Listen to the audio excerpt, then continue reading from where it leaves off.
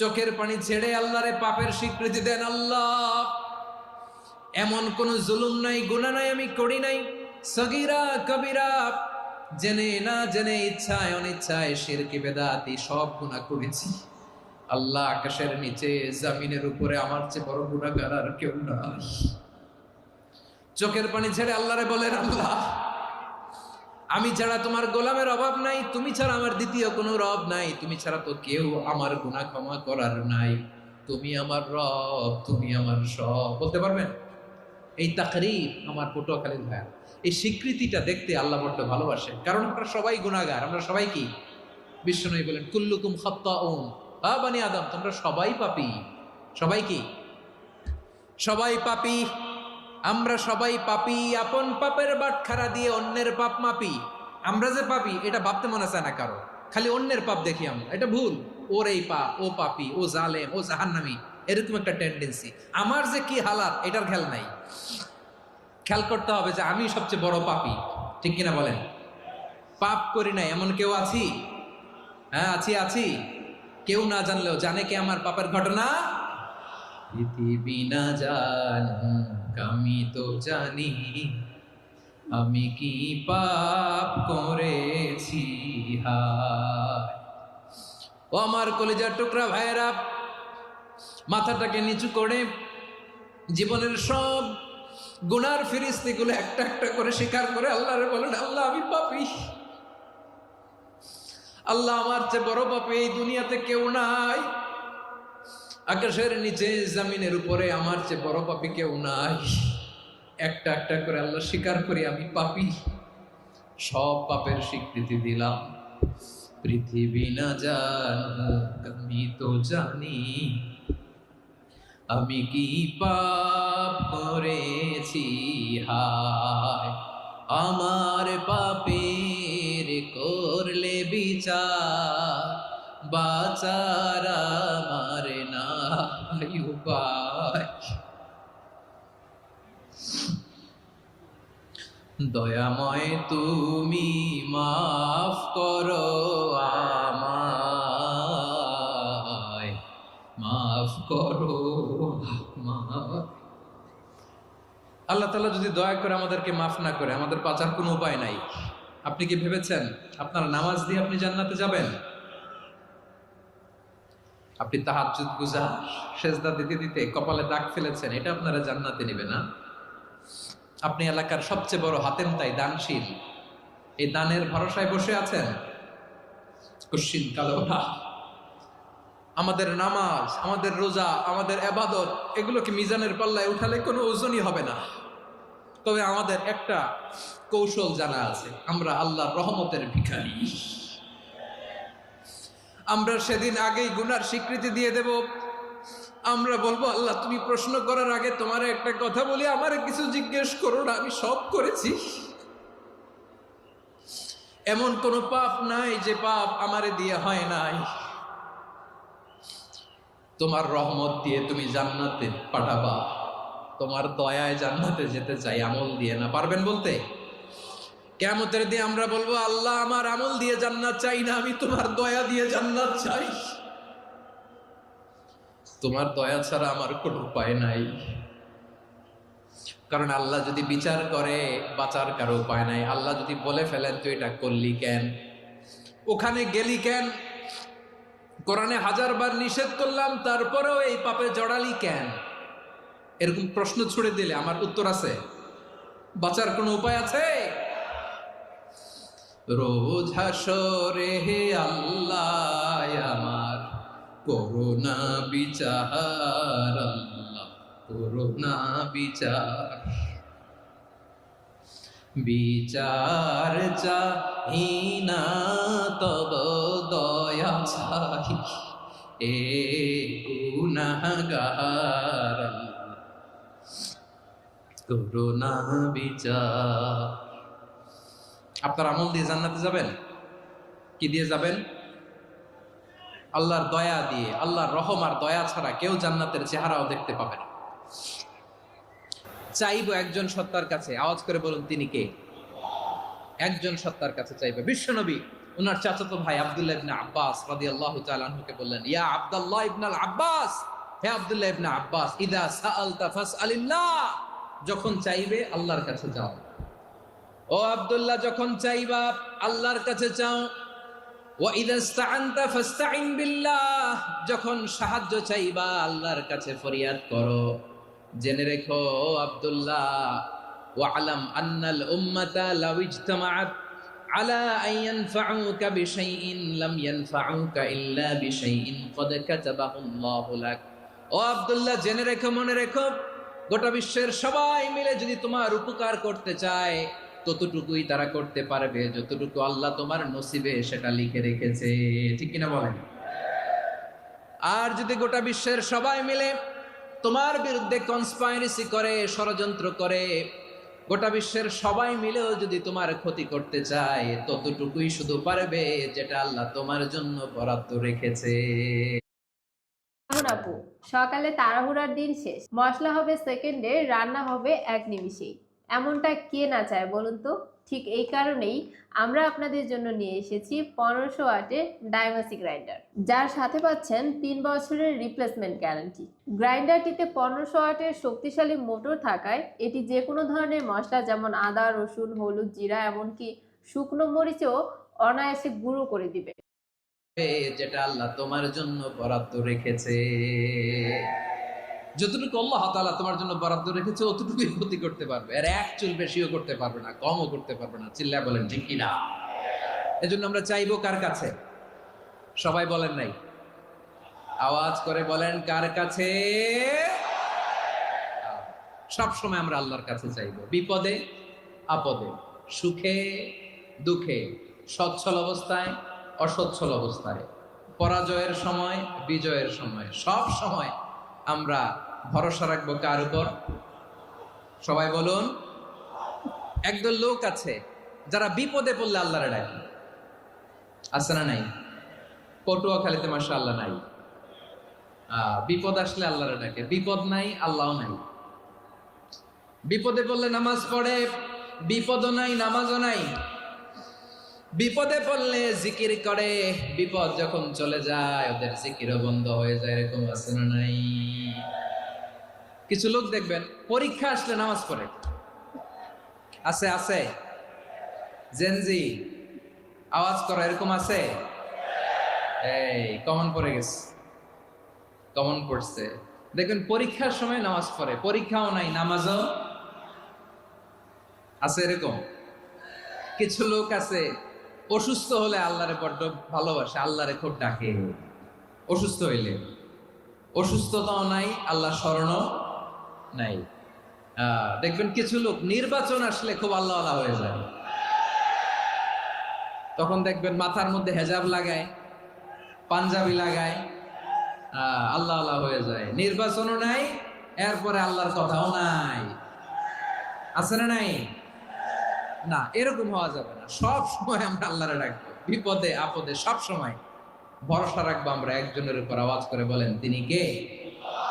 এ কোথায় আল্লাহ তাআলা আমাদের চোখে আঙ্গুল দিয়ে জানিয়ে দিলেন, ফাইদা রাকিবু ফিল ফুলকি দা'আউল্লাহ মুখলিসিনা লাহুদ্দিন ফালাম্মা নাজ্জাহুম ইলাল বাররি ইযা হুম ইউশরিকুন। আল্লাহ বলে একদল লোক আছে, তারা যখন নৌযানে চড়ে, জলযানে চড়ে, সাগরের মধ্যে যখন জাহাজে চড়ে, লঞ্চে চড়ে, তারা যখন তুফানের সম্মুখীন হয় তখন তারা আল্লাহরে বড্ড বেশি ডাকে, একান্ত ভাবে ডাকে, বিশুদ্ধ চিত্তে ডাকে। আবার তুফান থেকে তাদেরকে সেফ জোনে নিয়ে, নিরাপদ জোনে নিয়ে যখন বন্দরে আমি আল্লাহ তাদেরকে ভিড়িয়ে দেই, ওই লোকগুলো আবার আমি আল্লাহর সাথে শিরিক করে। এরকম আছে না নাই? জাহাজে উঠছে, সাগরের মাঝখানে তুফান, ওই সময় দেখবেন আল্লাহ কারে কয়। এই কথা তো আপনাদেরকে বোঝানো সহজ, আপনারা তো নদীর দেশের মানুষ। লঞ্চে চড়েন নাই কারা কারা দেখি? লঞ্চে চড়ছেন? হ্যাঁ, লঞ্চে চড়ে নাই এরকম একজনও নাই এখানে। আচ্ছা, লঞ্চে উঠছেন কে কে দেখি? মাশাআল্লাহ মাশাআল্লাহ মাশাআল্লাহ, ঠিক আছে, আপনাদের বোঝানো সহজ।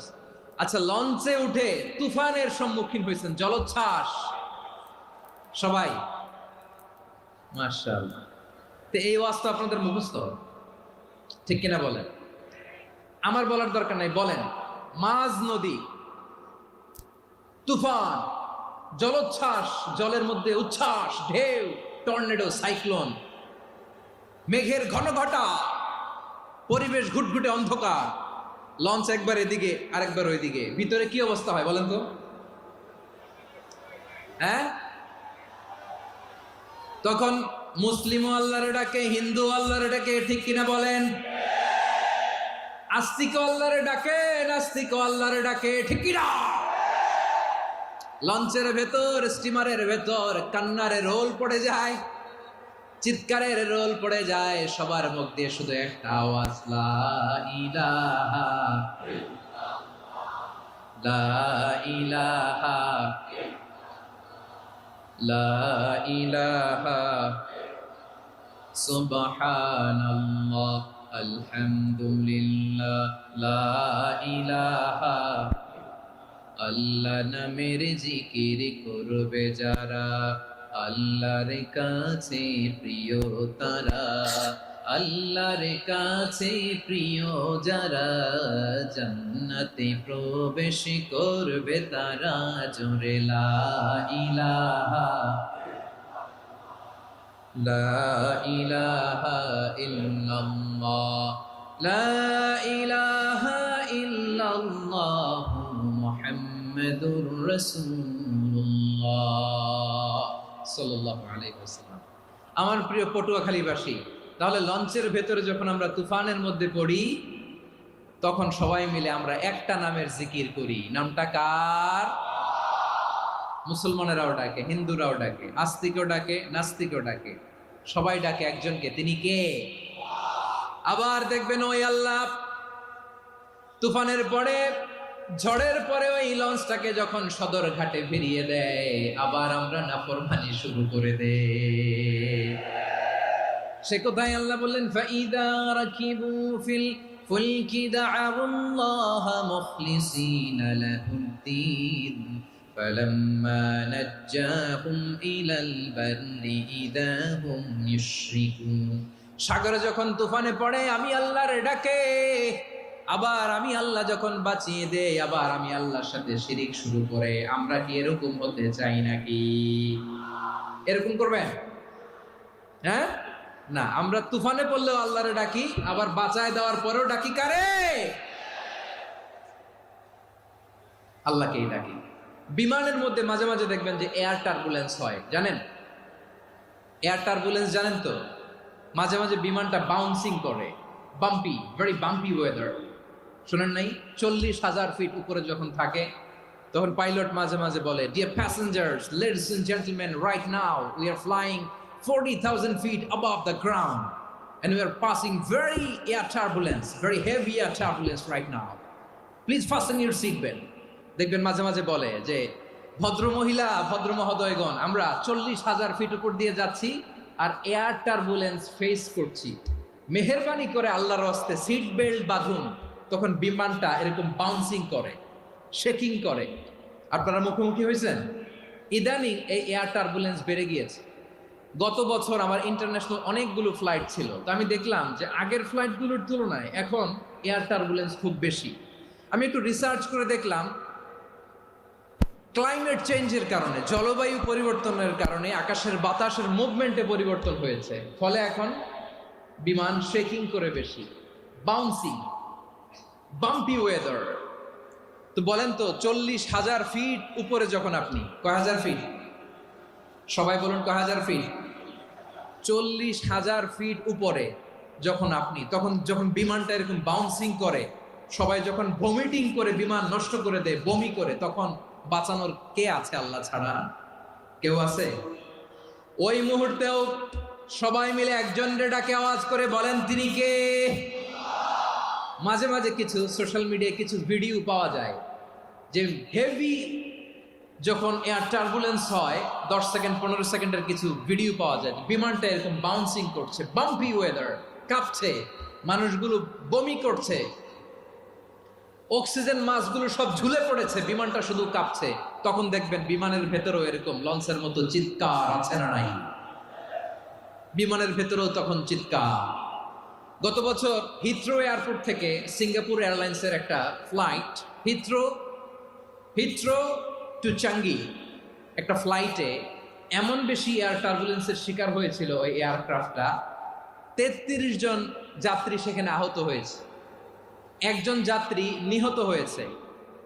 কেবিন ক্রুজ এয়ার হোস্টেস যারা আছে, একজনের নাক ফেটে, চোখ ফেটে, কপাল ফেটে ব্লিডিং হয়ে শয়লা। প্রিয় ভাইয়েরা, ওই 40,000 ফিট উপরে বিমানটা যখন কাঁপবে তখন আমাদেরকে আল্লাহ ছাড়া আর কেউ বাঁচানোর আছে? এত আস্তে বললে হবে? ওই কঠিন মুহূর্তে আমার বাবা আমারে বাঁচাতে পারে, আমার বন্ধু আমারে বাঁচাতে পারে। এই গ্রাউন্ডে জমিনের বুকে আমার প্রোটোকল, আমার ক্ষমতা, আমার দাম্ভিকতা কোনো কিছু আমারে বাঁচাতে পারে? একজন ছাড়া, চিল্লায় বলতে হবে তিনি কে? সে আল্লাহ বললেন, গোলাম আমি বিপদের সময় ঠিকই তোমাদের বাঁচিয়ে নেই। ওই বিমানের ভেতরে 40,000 ফিট উপরে যখন তোমরা এয়ার টার্বুলেন্সের শিকার হও, তখন নাস্তিকও আল্লাহরে ডাকে, হিন্দু আল্লাহরে ডাকে। জোরে বলেন ঠিক কিনা? আবার বিমানটা যখন শান্ত হয়ে যায়, একটু পরেই বিমানের স্ক্রিনের মধ্যে হিন্দি সিনেমা খোঁজে। বিমানের স্ক্রিনে কিন্তু বিশাল ওখানে আফলাম ফিল্মের একেবারে বোঝাই করা। বিমানটা শান্ত হলে আবার হিন্দি সিনেমা দেখা শুরু করে। একটু আগে ডাকছিল কারে? দেখবেন বাংলাদেশে আমাদের ক্রিকেটাররা যখন অন্য কোনো দেশের সাথে খেলে, অনেক সময় এমন হয় বল বাকি একটা, রান দরকার 6টা। বল বাকি কয়টা? পটুয়াখালী বুঝে নাই বোধহয়। বল বাকি কয়টা? রান দরকার। আপনি দেখবেন ক্যামেরাম্যান তখন গ্যালারিতে খালি দেখায় দর্শকদের যে কি অস্থিরতা। হিপ হপ স্টাইলের মেয়েটা, যে মেয়েটার ওড়না এতক্ষণ ছিল গলায়, এতক্ষণ কইছিল, ওই মেয়েটা দেখবেন ওড়নাটা টেনে মাথায় দিয়ে এরকম মুনাজাত ধরতেছে, আল্লাহ আল্লাহ, একটা সক্কা, আল্লাহ আল্লাহ, আমার লাল সবুজের পতাকারে তুমি অপমানিত কইরো না আল্লাহ, ইন্ডিয়ার সাথে আমাদের খেলা আল্লাহ আল্লাহ, একটা সক্কা, একটা। পুরো খেলা জুড়ে এই মেয়ের ওড়না ছিল গলায়, কিন্তু যখন 1 বলে 6 রান দরকার, ওড়না চলে আসছে কোথায়? মাথায়। আবার মুনাজাত আছে না নাই? ঠিকই বাংলাদেশের দামাল ছেলে এমন এক শট মারলো, বল চলে গেল স্টেডিয়ামের বাইরে, ছক্কা, জিতে গেলাম আমরা। পুরো স্টেডিয়াম জুড়ে চিৎকার, হই হুল্লোড়, মৌজ মাস্তি। যেই মেয়েটা মাথার মধ্যে ওড়না দিয়ে এতক্ষণ সুবহানাল্লাহ সুবহানাল্লাহ বলে আল্লাহর কাছে দোয়া করেছে, ওই মেয়ে এখন আবার ওড়না ফেলে দিয়ে নাচা শুরু করে দিয়েছে। তাহলে আল্লাহর ভয়, আল্লাহর প্রতি আস্থা, বিশ্বাস, ভালোবাসা, এটা কি ক্ষণিকের জন্য? মানে আমার যখন লাগবে তখন আল্লাহর ইউজ করবো নাকি? হ্যাঁ, বিপদে আপদে, সুখের সময় দুঃখের সময়, সচ্ছল অসচ্ছল অবস্থায় বিশ্বাসীরা ভরসা রাখে একজনের উপর। চিৎকার করে বলে, পটুয়াখালী তিনি কে? সে আল্লাহ বললেন, গোলাম মনে করো না জাহাজ থেকে সদরঘাটে ভিড়িয়ে দিলাম তুমি নিরাপদ হয়ে গেছো। মনে করো না 40,000 ফিট থেকে সেফ ল্যান্ডিং এর পরে এয়ারপোর্টে নেমে গেলেই তুমি নিরাপদ হয়ে গেছো। ও মিয়া, বিপদ কি শুধু সাগরে আর আকাশে? ঘরের বিপদও, ঘরের ভেতরও বিপদ আসতে পারে কি পারে না? এজন্য সূরা মুলক আল্লাহ বললেন, আমিনতুম মান ফিস সামাই আন ইয়াখসিফা বিকুমুল আরদা ফাইযা হিয়া তামুর। তোমরা কি ভাবছো তোমরা নিরাপদ? সাগরের মধ্যে তুফান, আল্লাহ আল্লাহ ডাকলাম, সদরঘাটে যেয়ে পড়ছে, বেঁচে গেছেন তো আপনি। আর পাবে আপনারে আল্লাহ? আল্লাহর তো সাগরের মাঝখানে তো আল্লাহ আপনারে পাইছিল, আর তো পাবে না। আর পাবে আপনারে? আর আল্লাহ ধরতে পারবে আপনারে? ঘরের ভেতর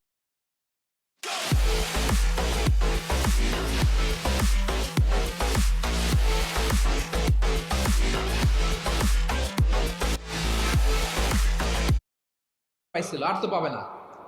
আর পাবে আপনারে? আর আল্লাহ ধরতে পারবে আপনারে? ঘরের ভেতরও বিপদ দিয়ে আটকাতে পারে কে? 5 স্টার 7 স্টার হোটেলের ভেতরেও আমাকে বিপদের মধ্যে ফেলে দিতে পারেন কে? আল্লাহ বললেন, তোমরা কি ভেবেছো তোমরা নিরাপদ? আমি চাইলে ল্যান্ডস্লাইডস, ভূমি ধস দিয়ে 1 লক্ষ 1 মুহূর্তে নিয়ে যেতে পারি। এক সুনামি দিয়ে থাপ্পড় মেরে 3 লক্ষ সাগরের ভেতরে ঢুকায় দিতে পারি। 1 সেকেন্ডও লাগে না আমার। أم أمنتم من في السماء أن يرسل عليكم حاصبا فستعلمون كيف نذير। আল্লাহ চাইলে আকাশ থেকে পাথর বৃষ্টি নাজিল করতে পারেন কি পারেন না? এই মুহূর্তে এখানে ভূমিকম্প দিতে পারেন কি পারেন না? আচ্ছা, ভূমিকম্প যখন হয় আমাদের কারো হুঁশ থাকে? আপনি মনে করছেন আমরা সাধারণ মানুষ, আমরা দৌড় দেই, আর প্রেসিডেন্ট প্রধানমন্ত্রী ওনারা বুঝি খাটে শুয়ে থাকে? কথা বুঝে নাই বোধহয়। ভূমিকম্প, আর্থকোয়েক যদি হয়, বাঁচার জন্য আমরা কি করি? হয় খাটের তলায়, ডাইনিং টেবিলের নিচে, উপরে শক্ত কিছু আছে এটার নিচে, অথবা ঘর থুইয়া দেও দৌড়। তো প্রধানমন্ত্রী উনি কি করে? প্রেসিডেন্ট উনি কি করে? হ্যাঁ, উনি খাটের মধ্যে যে শুয়ে থাকে নাকি? উনিও দৌড়, সাধারণ মানুষও দৌড়, প্রধানমন্ত্রীও দৌড়, বাড়িওয়ালাও দৌড়, ভাড়াটিয়াও দৌড়, সবাই দৌড়। নাকি ভাড়াটিয়ারা বাড়ি থুইয়া দৌড়, বাড়িওয়ালারা আর বেরোয় না? এরকম না। তাহলে যে কোনো মুহূর্তে ভূমিকম্প দিয়ে নাস্তানাবুদ করতে পারে কে? আমার প্রিয় ভাইয়েরা, আমরা নিরাপদ নই, আমরা তার দয়ায় বেঁচে আছি। কার দয়ায়? এজন্য আল্লাহ বললেন, গোলাম, যে কোনো মুহূর্তে বিপদ দিয়ে তোমাদেরকে নাস্তানাবুদ করতে পারি। বিশ্বাসী বলে যদি নিজেকে দাবি করো, সব সময় ডাকতে হবে একজন সত্তাকে। বলেন তিনি কে? এই কথা ক্লিয়ার? এই সবগুলো উদাহরণ শেষে সবার কাছে ক্লিয়ার হয়েছে না যে বিপদ থেকে, আপদ থেকে, পরীক্ষা থেকে, ক্যালামিটি থেকে আমাদেরকে কেউ বাঁচাতে পারে না একজন সত্তা ছাড়া। আবারও বলেন তো তিনি কে? ক্লিয়ার? হ্যাঁ, সবাই বুঝতে পারছেন? আচ্ছা, এবার আমরা দেখি বিষ্ণু ঈসা ইসলামের জীবনে বিপদ আপদ ছিল কিনা। উনি বিপদ আসলে কিভাবে ডিল করতেন, বিপদ আসলে কোন দোয়া পড়তে হয়, কিভাবে ফরিয়াদের হাত উত্তোলন করতে হয়, কিভাবে রবের দরবারে নতজানু হয়ে ফরিয়াদ করতে হয়, এটা জানার দরকার আছে না নাই? আসুন আমরা বিষ্ণুনবীর জীবনী থেকে দেখি বিপদ আসলে উনি কি করতেন। বিপদ আসলেই প্রথমে বিষ্ণু ঈসা ইসলাম একটা দোয়া পড়তেন। কি পড়তেন? তিনি পড়তেন, ইন্না লিল্লাহি ওয়া ইন্না ইলাইহি রাজিউন। নিশ্চয় আমরা আল্লাহর জন্য, নিশ্চয় আমরা কার দিকে ফিরবো ভাই? আবার কার দিকে ফিরবো? আওয়াজ করে বলুন তো, আমরা এসেছি কার কাছ থেকে, আবারও ফিরে যাব কার কাছে? এজন্য বিষ্ণুই পড়ছেন, ইন্না লিল্লাহি ওয়া ইন্না ইলাইহি রাজিউন। নিশ্চয় আল্লাহর জন্য, ওই আল্লাহর দিকেই আমরা ফিরে যাব। তারপরে বিষ্ণুই পড়তেন, আল্লাহুম্মা আজুরনি ফি মুসিবাতি ওয়াখলুফ লি খায়রাম মিনহা। একসাথে প্রথমে পড়তেন ইন্না লিল্লাহি ওয়া ইন্না ইলাইহি রাজিউন, তারপর পড়তেন আল্লাহুম্মা আজুরনি ফি মুসিবাতি ওয়াখলুফ লি খায়রাম মিনহা। মানে আল্লাহ, এই যে আমি বিপদে ধৈর্য ধারণ করলাম, এটার সব তুমি আমারে দাও, আর যেটা হারালাম এর চেয়ে ভালো কিছু দিয়ে মেকআপ করে দিও, ভালো কিছু দিয়ে বদল করে দিও। সুবহানাল্লাহ পড়েন। তাহলে বিপদ আসলে আমরা কি পড়ব? কথা বলেন। এই যে আমি শুয়েছিলাম, নাশিদ গাচ্ছিল ওরা, এদেশে পরস্পরে দেখা হলে দেয় সালাম, এদেশে আমজনতার হৃদয় জুড়ে পাকালাম, এদেশে বিপদ এলে সর্বজনে সর্বক্ষণে দোয়া পড়ে ইন্না লিল্লাহি। কি পড়ে? সুবহানাল্লাহ সুবহানাল্লাহ সুবহানাল্লাহ সুবহানাল্লাহ। এদেশে আজান শুনে সূর্য ওঠে শহর গ্রামে, এদেশে আজান শুনে সূর্য ডুবে সন্ধ্যা নামে, এদেশে সকল কাজে সবাই বলে বিসমিল্লাহ, এদেশে ভালো কিছু দেখে শুনে হাসি মুখে সবাই বলে মাশাআল্লাহ। সুবহানাল্লাহ পড়ে। তাহলে বিপদ এলে আমরা কি পড়ি? কথা বুঝলে সবাই উত্তর দিতে হবে, বিপদ এলে কি পড়ি? তাহলে বিপদ এলেই আমরা এখন থেকে ইন্না লিল্লাহ করব, নাকি হাই হুতাশ করবেন? একদল আছে হাই হুতাশ করে, হায় আল্লাহ রে মোর কি হইল রে, মুই কি হরমু রে, মুই কমবে জামু রে, আছে না নাই? এরকম বিলাপ করতে নিষেধ করেছেন বিশ্বনবী। কি করব, কই যাব, কি হবে, হায় হায়, এরকম হাহুতাশ আছে না নাই? বিশ্বাসীরা হাহুতাশ করে না, তারা ইন্না লিল্লাহ পড়ে। কি পড়ে মনে থাকবে? আমরা পড়বো ইন্না লিল্লাহি ওয়া ইন্না ইলাইহি রাজিউন। নিশ্চয়ই আমরা আল্লাহর জন্য, আমরা আল্লাহর দিকেই ফিরে যাব। এরপর পড়বো আল্লাহুম্মা আজুরনি ফি মুসিবাতি ওয়াখলুফলি খায়রাম মিনহা, আল্লাহ আমি যে বিপদে ধৈর্য ধারণ করলাম এটার সওয়াব দিও, আর যা হারালাম তার চেয়ে ভালো কিছু দিয়ে বদল করে দিও। সুবহানাল্লাহ পড়েন। বিশ্বনবীর হাদিস শুনলেন উম্মে সালামা রাদিয়াল্লাহু তাআলা আনহা, ওনার স্বামী হলো আবু সালামা। মজার ঘটনা খেয়াল করে শুনেন আমার প্রিয় কলিজার টুকরা ভাইয়েরা, কানগুলো খরগোশের কানের মতো খাড়া করে আমার দিকে তাকান। সাইয়্যিদাতুনা উম্মে সালামা রাদিয়াল্লাহু তাআলা আনহা, ওনার স্বামীর নাম আবু সালামা। শ্রেষ্ঠ দম্পতি, শ্রেষ্ঠ ফ্যামিলি। প্রথমে হিজরত করেছিলেন হাবাসায়, পরে হিজরত করেছেন মদিনায়। উহুদ যুদ্ধের পরে ওনার স্বামী আবু সালামা ইন্তেকাল করলো, শহীদ হলো। সুবহানাল্লাহ পড়েন। যখন আবু সালামা ইন্তেকাল করলো, উম্মে সালামা রাদিয়াল্লাহু তাআলা আনহা কেঁদে কেঁদে হয়রান। আর নবীর শিখানো বাণী অনুযায়ী তিনি বারবার পড়ছিলেন ইন্না লিল্লাহ। কি পড়ছিলেন? মুই কই যামু, কি হরমু, এগুলো বলে নেই। কি বলছে? ইন্না লিল্লাহ। যেহেতু বিশ্বনবী বলেছেন কেউ যদি বিপদের প্রথম ধাক্কায় পড়ে ইন্না লিল্লাহি ওয়া ইন্না ইলাইহি রাজিউন, আল্লাহুম্মা আজুরনি ফি মুসিবাতি ওয়া আখলুফলি খায়রাম মিনহা, তাহলে এই বিপদে যে সে যা হারালো তার চেয়ে শ্রেষ্ঠ কিছু দিয়ে আল্লাহ তার বদল দিয়ে দিবে। এই হাদিস শুনে উম্মে সালামা রাদিয়াল্লাহু তাআলা আনহা, ওনার প্রাণ প্রিয় স্বামী আবু সালামার ইন্তেকালের পরে চোখের পানি ছাড়ে আর পড়ে ইন্না লিল্লাহি ওয়া ইন্না ইলাইহি রাজিউন, আল্লাহুম্মা আজুরনি ফি মুসিবাতি ওয়া আখলুফনি খায়রাম মিনহা। বারবার এই দোয়া পড়ে চোখের পানি ছাড়ে, এই দোয়া পড়ে চোখের পানি ছাড়ে। আর মনে মনে বলে আবু সালামার মতো ভালো মানুষ মদিনাতে নাই, আবু সালামার চেয়েও ভালো মানুষ মদিনাতে নাই। তার চেয়ে ভালো মানুষ কি করে আল্লাহ তাআলা আমারে দিবে? তার চেয়ে ভালো মানুষ তো আমি মদিনাতে দেখি না। চোখের পানি দিয়ে বুক ভাসায় আর নবীর হাদিসের উপর আমল করে পড়ে ইন্না লিল্লাহি ওয়া ইন্না ইলাইহি রাজিউন, ইন্না লিল্লাহি ওয়া ইন্না ইলাইহি রাজিউন। পড়তে পড়তে চোখের পানি ছাড়ে আর চিন্তা করে বিশ্বনবী বললেন এই দোয়া পড়লে যেটা হারালাম তার চেয়ে ভালো কিছু দিয়ে আল্লাহ পুরস্কার দেয়। আবু সালামার চেয়ে ভালো মানুষ মদিনার মধ্যে আর কে হতে পারে? কি আজীব তামাশা, কি অবাক করা ঘটনা। কিছুদিন পরে দেখা গেল সাইয়্যিদুল মুরসালিন রাহমাতাল লিল আলামিন স্বয়ং বিশ্ব নবী উম্মে সালামাকে বিয়ের প্রস্তাব পাঠিয়েছে। স্বয়ং বিশ্ব নবী উম্মে সালামা রাদিয়াল্লাহু তাআলা থেকে বিয়ের প্রস্তাব পাঠিয়েছেন। উনি রাজি হয়ে গেলেন, বিয়ে হয়ে গেল।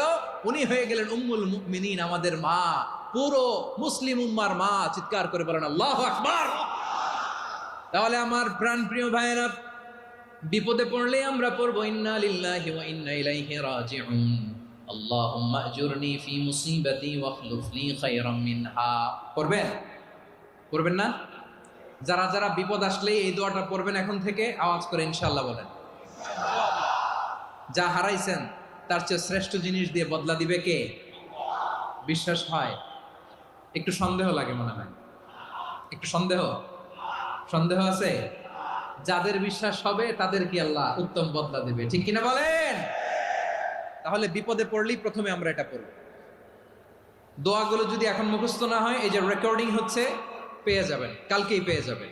শুনে শুনে মুখস্থ করবেন। আমার মায়েরা, আমার বোনেরা, আপনাদের জন্য 3টি মাঠের অ্যারেঞ্জমেন্ট করা হয়েছে, আমি জানি। আপনারাও এই দোয়াগুলো পড়বেন, আপনার স্বামীকে শেখাবেন, সন্তানকে শেখাবেন, আপনার পুরো পরিবারটাকে জান্নাতের টুকরো বানিয়ে দিবে কে? তাহলে বিপদ আসলে প্রথমে কি পড়তে হবে এটা জেনে গেলাম। এরপরে বিপদ আসলে নিজেকে কি করে আল্লাহর কাছে সঁপে দিতে হয় এটাও জানার দরকার আছে না নাই? বিপদে প্রথমে ইন্না লিল্লাহ পড়লাম, ধৈর্য ধারণ করলাম, বিপদ থেকে উদ্ধারের সর্বোচ্চ চেষ্টা করলাম। আমার কাজ যখন শেষ তখন আমি আমার এই বিষয়টা আল্লাহর কাছে সঁপে দিব। কার কাছে সুপর্দ করব? কার কাছে? বিপদে বললে কেমন করে নিজেকে আল্লাহর কাছে সঁপে দিতে হয় আসুন সাইয়েদনা ইব্রাহিম আলাইহিস সালামের জীবনী থেকে জানি। আল্লাহর খলিল ইব্রাহিম আলাইহিস সালাম আমাদের মতো সমাজ ব্যবস্থা পায় নাই। আমরা জন্মের পরে আমাদের কানের ভেতরে আজান দিয়েছে কে? একামত দিয়েছে কে? আমাদের বাপদাদারা আমাদের কানে আজান দিয়েছে কি? দেয় নাই। আমাদের জন্মের পরেই তো আজান, একামত, বাড়ির পাশে মসজিদ, প্রতিদিন আজান, জুমার খুতবা, প্রতি মাসে মাসে তাফসিরুল কোরআন মাহফিল, মসজিদ, মিনারা, অভাব নাই, ঠিক কিনা বলেন? আপনি যেই সুন্দর ইসলামিক এনভায়রনমেন্ট পেয়েছেন, আমাদের ইব্রাহিম খলিল উনিও কি এরকম পেয়েছিলেন? হ্যাঁ, উনি জন্মের পর পরে ওনার কানে আজান দিয়েছে কেউ? আমার প্রিয় ভাইরা, আগা গোড়া একটা শিরকি পরিবেশ উনি জন্মগ্রহণ করেছেন। উনি ছাড়া ওই তল্লাটে একজনও আল্লাহর উপর বিশ্বাসী নাই। কল্পনা করতে পারেন?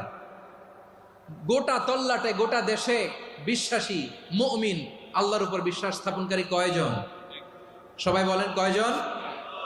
বাকি সব মুশরিক।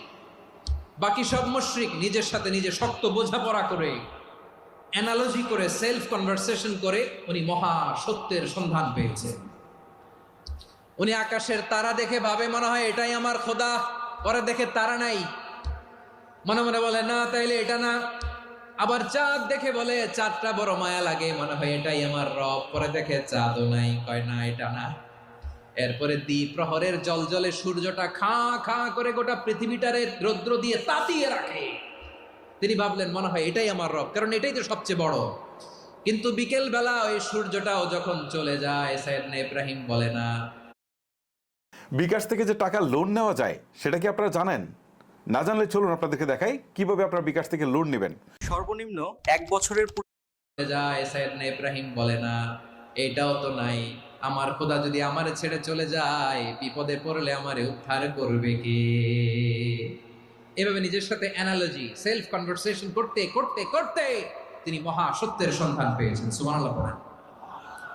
সব শেষে তিনি ডিসিশন নিয়ে ঘোষণা দিলেন, ইন্নী ওয়াজ্জাহতু ওয়াজহিয়া লিল্লাযী ফাতারাস সামাওয়াতি ওয়াল আরদা হানিফান ওয়া মা আনা মিনাল মুশরিকিন।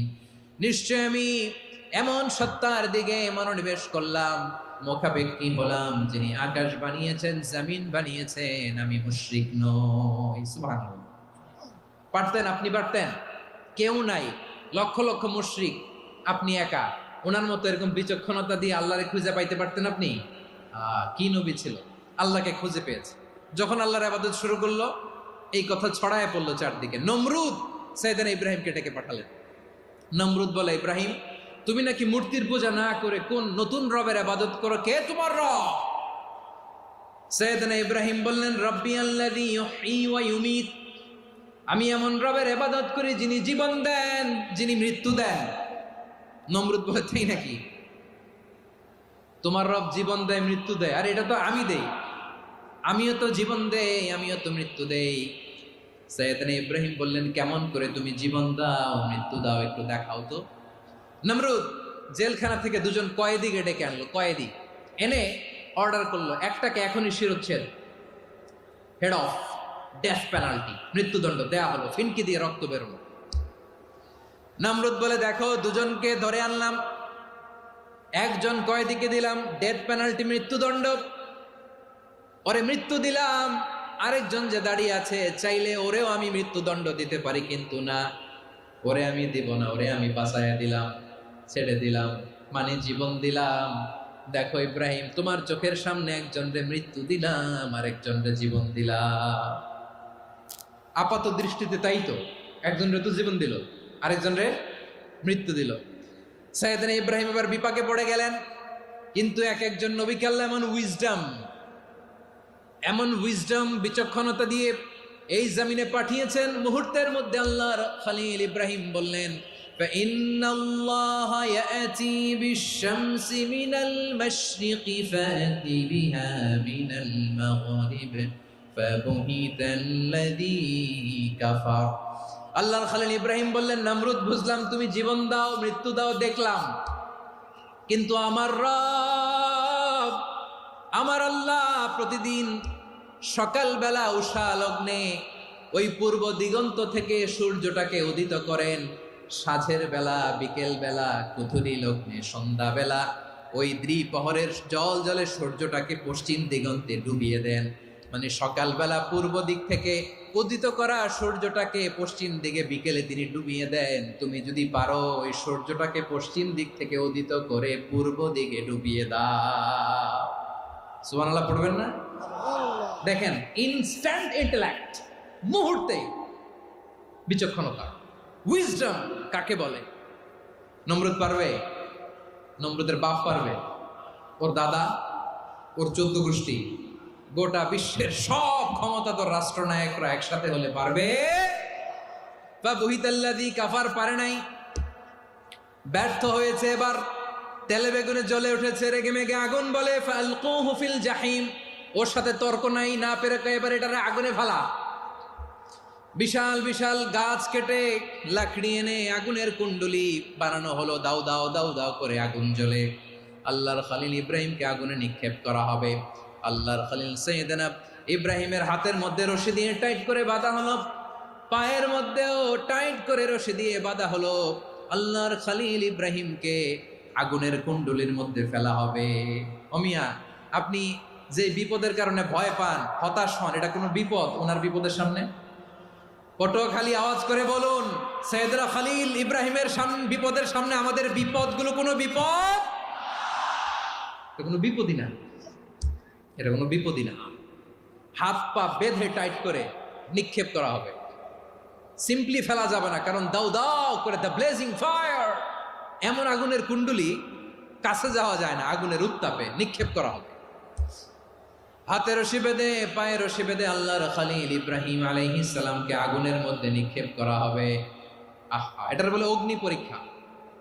উনি অগ্নি পরীক্ষার সম্মুখীন হয়েছে, এজন্য কঠিন পরীক্ষাকে আমরা অগ্নি পরীক্ষার সাথে তুলনা করি, ঠিক কিনা? সাইয়েদনা জিবরাইল এসে বললেন, ও আল্লাহর খলিল, ওরা তো আপনার হাতও বেঁধে ফেললো, পাও বেঁধে ফেললো, নড়াচড়ার সুযোগ নাই, বলেন আমি জিবরিল ফেরেশতা আপনার জন্য কি করতে পারি? আল্লাহর খলিল ইব্রাহিম বলেন, ও জিবরাইল, তোমার কাছে আমার কোনো চাওয়া পাওয়া নাই। সুবহানাল্লাহ বলেন। তোমার কাছে বলার কিছু নাই, তোমার সাহায্যের আমার দরকার নাই। সাইয়েদনা ইব্রাহিম আলাইহিস সালামকে হাতে পায়ে রশি বেঁধে হাত পা বাঁধা অবস্থায় জ্বলন্ত অগ্নিকুণ্ডে যখন নমরুদের দলবল নিক্ষেপ করবে, আল্লাহর খলিল কিভাবে নিজেকে আল্লাহর কাছে সঁপে দিয়েছেন, পটুয়াখালীর ভাইরা খেয়াল করে শুনুন। হাত পা বেঁধে আল্লাহর খলিলকে যখন নিক্ষেপ করা হবে, তিনি মুখ ফুটে বলে ফেললেন, হাসবুনাল্লাহু ওয়া নি'মাল ওয়াকিল। হাসবুনাল্লাহু ওয়া নি'মাল ওয়াকিল, আমার জন্য আল্লাহই যথেষ্ট, আমার জন্য আল্লাহই যথেষ্ট। তিনি আমার সবচেয়ে বড় গার্ডিয়ান, তিনি আমার সবচেয়ে বড় অভিভাবক। জিব্রাইলের সাহায্যে অফারকে ফিরিয়ে দিলেন, দুনিয়ার বুকে কারো কাছে কিছু বলেন নাই, মুখ ফুটে বলেছেন হাসবুনাল্লাহ।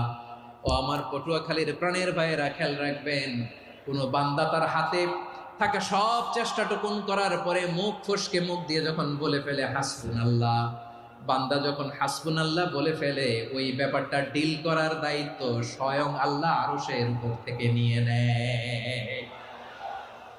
আপনি যখন বলে ফেলবেন হাসবুনাল্লাহ, এটা ডিলিং করবে কে তখন? চিল্লায় বলেন না, তিনি কে? বান্দা তার সাধ্যের সবটুকু চেষ্টার পরে নতজানু হয়ে যখন বলবে হাসবুনাল্লাহ, আল্লাহ তুমি আমার জন্য যথেষ্ট, নি'মাল ওয়াকিল, তুমি আমার শ্রেষ্ঠ অভিভাবক, তখন তার কি দরকার না দরকার এটা ডিল করে স্বয়ং আল্লাহ। নিক্ষেপ করা হলো সাইয়েদনা ইব্রাহিমকে অগ্নিকুণ্ডলিতে। হাজার হাজার মানুষের দৃশ্য দেখার জন্য জড়ো হয়েছে এরকম বিশাল ময়দানে। কিন্তু কি অবাক করা ঘটনা, সবাই ভয় পাচ্ছিল, না জানে কি হয়ে যায়। আল্লাহর খলিলকে যখন আগুনের কুণ্ডলিতে নিক্ষেপ করা হয়, আল্লাহর খলিল ইব্রাহিম আগুনের কুণ্ডলীর মধ্যে বসে বসে মানুষগুলোর দিকে তাকিয়ে হাসতে শুরু করে দেয়। কারণ আকাশ থেকে রব্বুল আলামিন স্পেশাল ভার্ডিক্ট নাজিল করেছেন, স্পেশাল হুকুম জারি করেছেন, কুল্লা ইয়া নারু কুনি বারদান ওয়া সালামান আলা ইব্রাহিম। ও আগুন, খবরদার, সৃষ্টি শুরু থেকে তোকে একটা ধর্ম আমি বাতলে দিয়েছিলাম, তোর ধর্ম, আগুনের ধর্ম হলো যা পাবে জ্বালিয়ে সারখার করবে। আল্লাহ বলল, আগুন, তোর ধর্ম দিয়েছিলাম, তুই সব জ্বালিয়ে পুড়িয়ে সারখার করে দিবি, কিন্তু ক্ষণিকের জন্য আমি তোর জ্বালিয়ে দেওয়ার ক্ষমতাটাকে কেড়ে নিলাম, জ্বালিয়ে ভস্ম করে দেওয়ার ক্ষমতা আমি কেড়ে নিলাম। কুনি বারদান, ঠান্ডা হয়ে যা, কিন্তু এত বেশি ঠান্ডা হবি না আবার আমার ইব্রাহিমের জন্য সর্দি লেগে না আসে। সুবহানাল্লাহ, এত আসতে বললে হবে?